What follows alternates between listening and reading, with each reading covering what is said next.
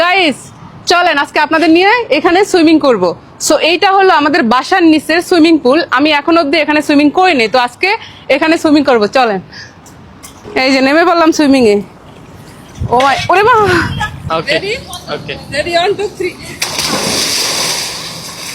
Guys এটা হচ্ছে swimming pool. আপনারা কোনো মানুষ আইছেন তো সুইমিং পুল চিনবেন কেমনে? আপনারা আগে আইছেন না, এরা বুঝছেন না? যারা আইছে এরা তো আগে হয়েছি না কোনটা সুইমিং পুল কোনটা কি।